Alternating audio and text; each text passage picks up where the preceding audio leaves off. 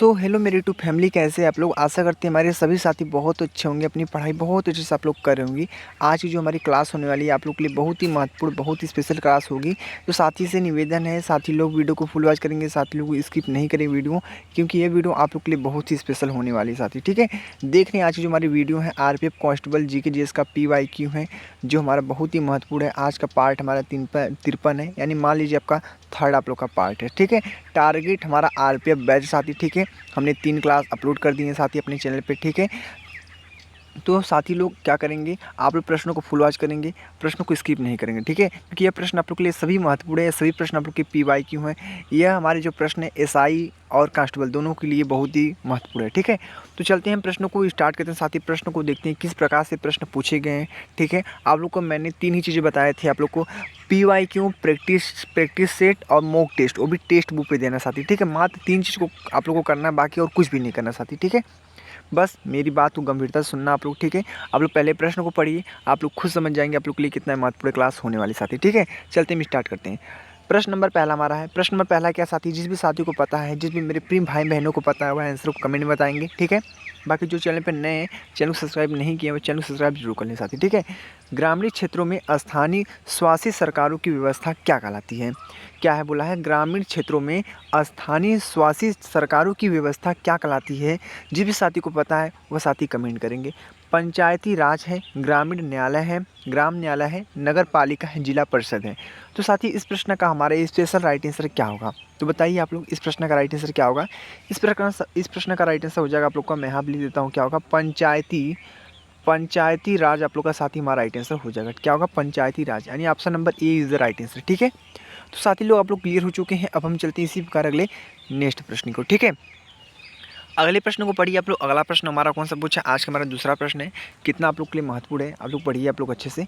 अखिल भारतीय व्यापार संघ कांग्रेस के प्रथम अध्यक्ष कौन थे। अखिल भारतीय व्यापार संघ कांग्रेस के प्रथम अध्यक्ष कौन थे। लाला लाजपत राय थे, सरदार वल्लभ भाई पटेल थे, गोपाल कृष्ण गोखले थे, NM जोशी थे। तो साथी इस प्रश्न का हमारा राइट आंसर क्या होगा। लाला लाजपत राय है, सरदार वल्लभ भाई पटेल हैं, गोपाल कृष्ण गोखले हैं, NM मुंशी है। तो साथ ही बता दी, इस प्रश्न का राइट आंसर आप लोग का हो जाएगा, बहुत अच्छा प्रश्न आप लोग के लिए, लाला लाजपत राय। तो कितने प्रिय भाई बहनों का आंसर सही था कमेंट करेंगे। ठीक है, A answer is the right answer हो जाएगा। ठीक है, हमने 2 प्रश्नों को अच्छे से क्लियर किया। अब हम चलते हैं इसी प्रकार अगले नेक्स्ट प्रश्न को। ठीक है, हम लोग एक एक प्रश्न को बहुत बार के समझे साथी, बस आप लोग क्या करें, वीडियो में बने रहना एंड तक, क्योंकि यह वीडियो आप लोग के लिए बहुत होने वाली महत्वपूर्ण। ठीक है, आज का थर्ड प्रश्न हमें बोला है, राष्ट्रीय ध्वज और राष्ट्रगान के सम्मान का कर्तव्य भारतीय संविधान की अनुच्छेद 51A की किस उप अनुच्छेद में दिया गया है। राष्ट्रीय ध्वज और राष्ट्रगान के सम्मान का कर्तव्य भारतीय संविधान के अनुच्छेद 51A के किस उप अनुच्छेद में दिया गया है। तो अनुच्छेद 51A का ए, अनुच्छेद 51A का बी, अनुच्छेद 51A का सी, अनुच्छेद 51A का डी। तो साथी बता दी, इस प्रश्न का साथी हमारा राइट आंसर हो जाएगा, क्या होगा। जिस भी साथी को पता है साथी वह साथी कमेंट करेंगे, क्या होगा, 51A का A answer is the right answer हो जाएगा, 51A का ए, यानी option number A is the right answer. यानी थर्ड प्रश्न का जो हमारा राइट आंसर हो जाएगा साथी, आंसर नंबर ए। ठीक है, ऑप्शन ए आप लोग का राइट आंसर हो जाएगा। अब हम चलते हैं इसी प्रकार अगले नेक्स्ट प्रश्न को साथी। ठीक है, अगले प्रश्न को पढ़िए मेरे भाई। अगला प्रश्न कौन सा पूछा हमारे लिए, स्क्रीन बोर्ड पे है, आज का हमारा 4th क्वेश्चन। ठीक है, 4th क्वेश्चन क्या पूछा है, ध्यान से पढ़िए आप लोग। ब्रिटिश मंत्रिमंडल की किस समिति द्वारा प्रस्तावित योजना के अनुसार संविधान सभा का गठन किया गया। क्या बोला है, ब्रिटिश मंत्रिमंडल की किस समिति द्वारा प्रस्तावित योजना के अनुसार संविधान सभा का गठन किया गया। साथ ही देख रहे हैं जितने प्रश्न मैं बता रहा हूँ, सारे जो जितने भी अधिकतर प्रश्न पूछे जा रहे हैं वो पॉलिटिक्स से प्रश्न पूछे जा रहे हैं, यानी संविधान से। जितने भी संविधान के प्रश्न बनते साथी, उनको पहले आप लोग रट लेना साथी। ठीक है, संविधान को एकदम बेहतरीन तरीके से अपना याद करना साथी। ठीक है, क्योंकि वहाँ से ज़्यादा प्रश्न बन रहे हैं, ये बात ध्यान रखना। ठीक है, संविधान से और करंट अफेयर से और स्ट्रेटेजी के साथ और हिस्ट्री के भी प्रश्न बन रहे हैं साथी। ठीक है, ये ध्यान रखना, इसी टॉपिक को आप लोग को पकड़ना है। इसीलिए मैं बोलता हूँ PYQ को हल करना आप लोग के लिए बहुत ज़रूरी है, क्योंकि वहाँ से पता चलता है कहाँ से प्रश्न पूछे जाते हैं, किस टॉपिक से पूछे जाते हैं, किस टॉपिक से उठाकर प्रश्न आप लोग एग्जाम में एग्जामर देता है साथी। ठीक है, ये मेरी बात को ध्यान रखना साथी। ठीक है, क्योंकि यही मेन पॉइंट आप लोग का एग्जाम में सिलेक्शन के लिए, क्वालिफाई करने के लिए यही आप लोग का मेन पॉइंट है। इन्हीं मेन पॉइंटों को आप लोग को पकड़ना होता है साथी। ठीक है, तो हमारा ब्रिटिश मंत्रिमंडल की किस समिति द्वारा प्रस्तावित योजना के अनुसार संविधान सभा का गठन किया गया। कैबिनेट मिशन के द्वारा, माउंटबेटन मिशन के द्वारा, साइमन कमीशन, क्रिप्स मिशन। तो साथ ही इस प्रश्न का जो हमारा राइट आंसर हो जाएगा बता दें, तो कैबिनेट मिशन आप लोग को दिख रहा होगा, क्या होगा, कैबिनेट मिशन आप लोग का ही। साथ ही हमारा इस प्रश्न का राइट आंसर हो जाएगा। तो कितने प्रिय भाई बहनों का आंसर सही था कमेंट करेंगे, A answer is the right answer. अब हम चलते हैं इसी प्रकार अगले नेक्स्ट प्रश्नों को देखने। साथ ही अगला प्रश्न हमारा कौन सा आप लोग की स्क्रीन पे आज का हमारा फिफ्थ क्वेश्चन है, यानी आप लोग का 5वां प्रश्न। भारत ने एशिया का पहला निर्यात प्रसंस्करण जोन EPZ स्थापित किया है। भारत ने एशिया का पहला निर्यात प्रसंस्करण जोन EPZ स्थापित किया है। तो कांडला, कानपुर, गुड़गांव, लखनऊ। तो साथ ही इस प्रश्न का हमारा राइट आंसर क्या होगा, जिस भी साथी को पता हुआ साथी कमेंट करेंगे, जो हमारे बहनों को पता बहनें हमारी कमेंट करेंगी। तो इस प्रश्न का साथी हमारा राइट आंसर हो जाएगा कंडाला आप लोग का राइट आंसर हो जाएगा। तो साथ ही देख रहे हैं हमने 5 प्रश्नों को बहुत अच्छे से कंप्लीट किया। क्या ऐसा कोई प्रश्न हुआ आप लोग को जो समझ में न आया हो साथी, ठीक है, ऐसा आपको कोई प्रश्न नहीं मिलेगा साथी। मैं आप लोग को बोलता हूँ, आप लोग की कांस्टेबल एग्जाम में ना नॉर्मली प्रश्न पूछे जाते हैं साथियों, ठीक है, ज़्यादा हार्ड लेवल के प्रश्न नहीं पूछे जाते हैं, सिंपली ऐसे ही प्रश्न पूछे जाएंगे। देख रहे हैं ना, ये सभी प्रश्न PYQ के प्रश्न है। PYQ प्रश्न आप लोग के लिए बहुत ही महत्वपूर्ण होता है साथी, ये बात ध्यान रखना, ठीक है। अभी तक आप लोग मेरा प्रैक्टिस सेट वाला वीडियो नहीं देखें, पूरे 50 प्रैक्टिस सेट हमने प्लेलिस्ट में उपलब्ध सारे प्रैक्टिस सेट, ठीक है, पूरे 50 प्रैक्टिस सेट उपलब्ध है साथी। वो वीडियो जरूर देखना आप लोग, ठीक है, वो वीडियो आप लोग के लिए बहुत ही महत्वपूर्ण था साथी, ठीक है। अब हम चलते हैं इसी प्रकार अगले नेक्स्ट प्रश्न को साथी, अगले प्रश्न को पढ़ते हैं मित्र लोग। अगला प्रश्न कौन सा पूछा आज का, हमारा 6 प्रश्न है, यानी 6वां प्रश्न बोला है, बांस के साथ किए जाने वाले नृत्य। ये हमारा स्ट्रेटेजी का प्रश्न है साथी, ध्यान रखना कि बांस के साथ किए जाने वाले नृत्य चेराव के लिए निम्न में से कौन सा राज्य जाना जाता है। चेराव के लिए निम्न में से कौन सा राज्य जाना जाता है। असम है, मिजोरम है, मणिपुर है, नागालैंड है। तो साथी इस प्रश्न का हमारा राइट आंसर क्या होगा, जिस भी साथी को पता होगा साथी कमेंट करेंगे। तो इस प्रश्न का राइट आंसर मैं बता देता हूँ, क्या होगा, मिजोरम आप लोग को दिख रहा है, मिजोरम क्या होगा, मिजोरम। आप लोग का option number B is the right answer, क्या होगा, option number B is the right answer. अब हम चलते हैं इसी प्रकार अगले नेक्स्ट प्रश्न को साथी, ठीक है। अगले प्रश्न को पढ़िए आप लोग। अगला प्रश्न हमारा कौन सा है, आज का प्रश्न नंबर आज के लिए है 7वां प्रश्न नंबर है। क्या साथी 7वां प्रश्न नंबर क्या बोला है, साथी प्रश्न को अच्छे से पढ़े, ये बहुत ही महत्वपूर्ण प्रश्न आप लोग का है। अलकनंदा और मंदाकिनी नदियों का संगम स्थल है। साथियों हमारा नदियों से प्रश्न पूछा आप लोग के लिए महत्वपूर्ण तो होगा ही साथी, ठीक है। आप लोग को देखते ही प्रश्नों को समझ जाएंगे आप लोग के लिए महत्वपूर्ण है या नहीं है, ठीक है। तो बोला अलकनंदा और मंदाकिनी नदियों का संगम स्थल है, क्या है, संगम स्थल है। देवप्रयाग है, रुद्रप्रयाग है, विष्णुप्रयाग है, कर्णप्रयाग है। तो साथी इस प्रश्न का हमारा स्पेशल राइट आंसर क्या होगा, आप लोग बताइए इस प्रश्न का राइट आंसर क्या होगा साथी। मैं बता देता हूँ क्या होगा, रुद्रप्रयाग आप लोग को दिख रहा होगा, रुद्रप्रयाग का option number B is the right answer, option number B is the right answer. तो साथी लोग अच्छे से क्लियर हो चुके हैं, ठीक है। हमने 7 प्रश्नों को बहुत अच्छे से कंप्लीट किया। अब हम चलते हैं इसी प्रकार अगले नेक्स्ट प्रश्न को, ठीक है। अगले प्रश्न को पढ़िए मेरे भाई। अगला प्रश्न कौन सा हमारा है, प्रश्न नंबर आज का 8 प्रश्न नंबर, ठीक है। 8 प्रश्न नंबर क्या है, 8वां प्रश्न नंबर को अच्छे से पढ़िए। दो अलग अलग क्या बोला है, दो अलग अलग प्रकार के पदार्थों के कणों की स्वतः मिश्रण की प्रक्रिया कहलाती है। क्या करें, स्वतः मिश्रण की प्रक्रिया कहलाती है, वह क्या कहलाती है यही बताना आप लोग को, ठीक है। दो अलग अलग प्रकार के पदार्थों के कणों की स्वतः मिश्रण की प्रक्रिया क्या कहलाती है, विसरण कहलाती है, प्रसरण कहलाती है, पायसीकरण कहलाती है, विपरीत परासरण कहलाती है। तो साथी इस प्रश्न का आंसर क्या होगा, जिस भी साथी को पता है साथी वह साथी कमेंट करेंगे। तो इस प्रश्न का राइट आंसर आप लोग का हो जाएगा, क्या होगा, प्रसरण हो जाएगा। क्या प्रसरण, क्या होगा, प्रसरण, यानी option number B is the right answer. क्या होगा, B answer is the right answer हो जाएगा साथी। अब हम चलते हैं इसी प्रकार अगले नेक्स्ट प्रश्न को, ठीक है साथी। अगले प्रश्न को पढ़िए मेरे भाई। अगला प्रश्न हमारा कौन सा पूछा, आज का जो अगला प्रश्न है आप लोग के लिए स्क्रीन बोर्ड पे आज का हमारा 9वां प्रश्न है। और 9वां प्रश्न पूछा हमारा प्रधानमंत्री से साथी, ठीक है। आप लोग को मैंने बताया था पॉलिटी, स्ट्रेटेजी के, current affairs, history, economics, geography और उत्सव महोत्सव, प्रधानमंत्री, राष्ट्रपति, लोकसभा चुनाव, ओलंपिक, खेलकूद, यहाँ से प्रश्न आप लोग के अधिकतर पूछे जाते हैं साथी, ठीक है। इतने पॉइंटों को अपना रट लेना साथी, ठीक है, नोट कर लेना इतने पॉइंटों को, क्योंकि ये पॉइंट आप लोग के लिए बहुत ही महत्वपूर्ण है, ठीक है। तो हम पढ़ते हैं 9वां प्रश्न। 9वां प्रश्न पूछा है, प्रधानमंत्री ग्राम सड़क योजना PMGSY की शुरुआत किस वर्ष हुई। पूछा किस सन में हुई थी, किस वर्ष में हुई थी, ये बताना आप लोग को। प्रधानमंत्री ग्राम सड़क योजना PMGSY की शुरुआत किस वर्ष हुई, 1998 में, 2000 में, 2001 में, 1999 में। तो साथी इस प्रश्न का आंसर क्या होगा, जिस भी साथी को पता होगा साथी कमेंट करेंगे। इस प्रश्न का राइट आंसर आप लोग हो जाएगा, क्या होगा, 2000 हो जाएगा। क्या होगा, 2000, यानी option number B is the right answer. क्या होगा, option number B is the right answer. अब हम चलते हैं इसी प्रकार अगले नेक्स्ट प्रश्न को साथी, ठीक है। हमने देख लिए 9 प्रश्नों को बहुत अच्छे से कंप्लीट किया हमने, ठीक है। अब हम चलते हैं अगले प्रश्न को देखते हैं। साथ ही अगला प्रश्न हमारा कौन सा पूछा आप लोग के स्क्रीन बोर्ड पे, आज हमारा 10th प्रश्न है। तो 10th प्रश्न को ध्यानपूर्वक से पढ़िए। इस 10th प्रश्न का आंसर क्या हो सकता है, निम्नलिखित में से कौन सा राज्य हमारा है जो पश्चिमी घाटी श्रेणी से नहीं गुजरता है। ऐसा हमारा कौन सा राज्य जो पश्चिमी घाटी श्रेणी से नहीं गुजरता है साथी। तो आप लोग बताइए इस प्रश्न का आंसर क्या हो सकता है। मित्र लोग, महाराष्ट्र है, तेलंगाना है, गोवा है, गुजरात है। तो कितने साथियों को पता है आंसर, और साथी कमेंट करेंगे। बहुत अच्छा प्रश्न आप लोग के लिए हमारा है कि निम्नलिखित में से कौन सा ऐसा हमारा राज्य है जो पश्चिमी घाटी श्रेणी से नहीं गुजरता साथी, ठीक है। पश्चिमी घाटी श्रेणी से नहीं गुजरता है। तो आप लोग बताइए इस प्रश्न का हमारा इससे राइट आंसर क्या हो सकता है। महाराष्ट्र है, तेलंगाना है, गोवा है, गुजरात है। तो बता दें साथियों इस प्रश्न का राइट आंसर क्या होगा। मैं यहाँ पे लिख देता हूँ, क्या तेलंगाना आप लोग को दिख रहा होगा। तेलंगाना का नाम भी सुनेंगे, बहुत अच्छा आप लोग का महत्वपूर्ण हो जाएगा। हमारा राज्य आप लोग का तेलंगाना राज्य हो जाएगा साथी, ठीक है। तो क्लियर हो चुका है साथी लोग अच्छे से। हमने 10 प्रश्नों को कंप्लीट किया। आप लोग 1 से 10 प्रश्नों को अच्छे से कंप्लीट किए। क्या किसी प्रश्न आप लोग को कोई डाउट मिला साथी, कोई भी डाउट मिले ना साथी, आप लोग कमेंट बॉक्स में पूछ सकते हैं, ठीक है। अपने डाउट को कंफर्म कर सकते हैं साथी, ठीक है।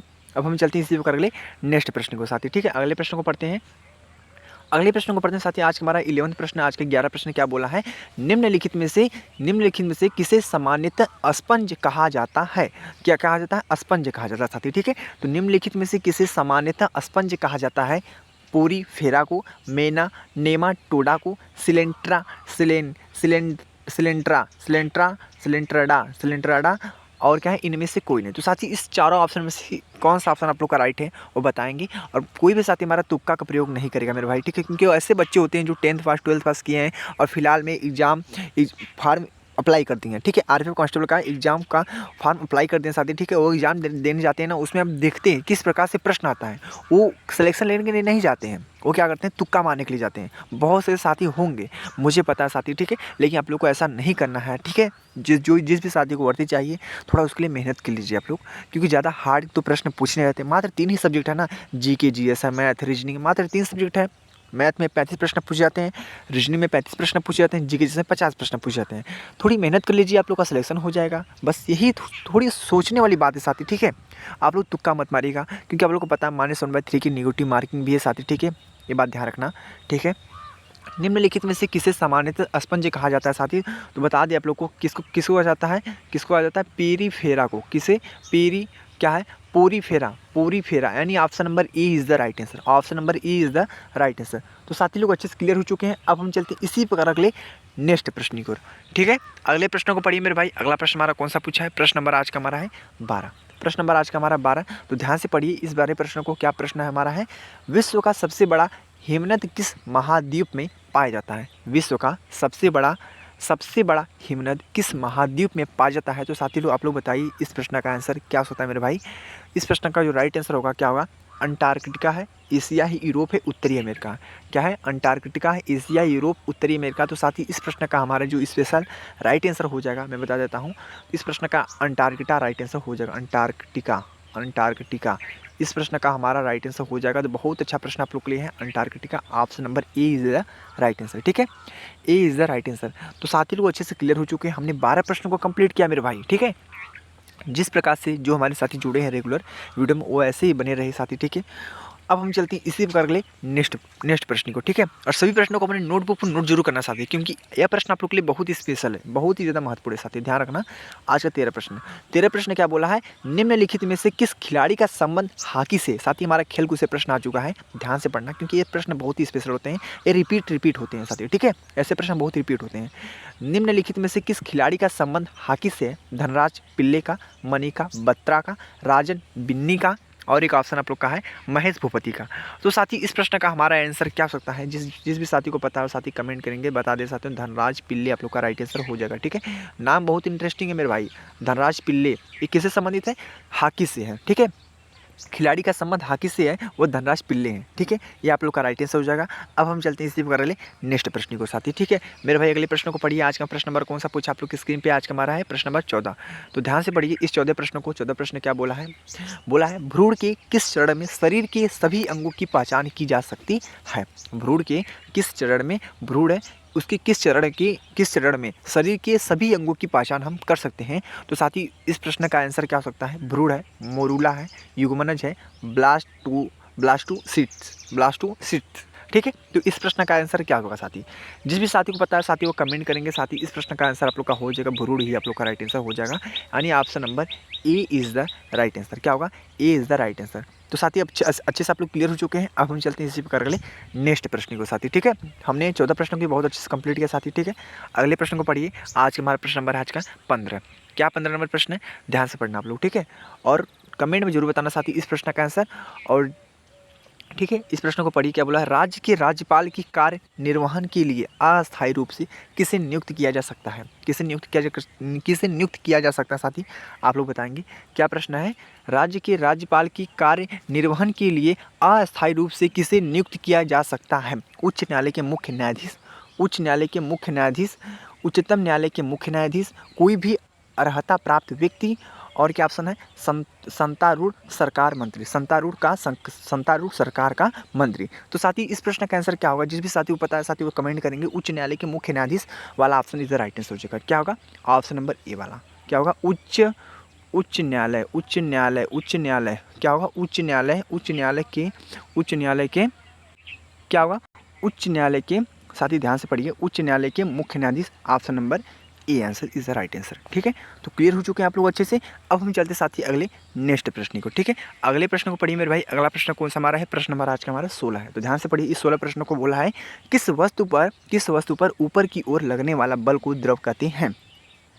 किस वस्तु पर ऊपर की ओर लगने वाले बल को द्रव कहते हैं? तो किस वस्तु पर ऊपर की ओर लगने वाले बल को द्रव कहते हैं साथी? हमारा फिजिक्स का प्रश्न है, पूछा है और आप लोग के लिए बहुत ही महत्वपूर्ण है साथी। ये प्रश्न का आंसर भी बता सकते हैं, बहुत ही महत्वपूर्ण है। अभिकेंद्री बल है, उत्प्लावन बल है, अपकेंद्री बल है, गुरुत्वाकर्षण बल है।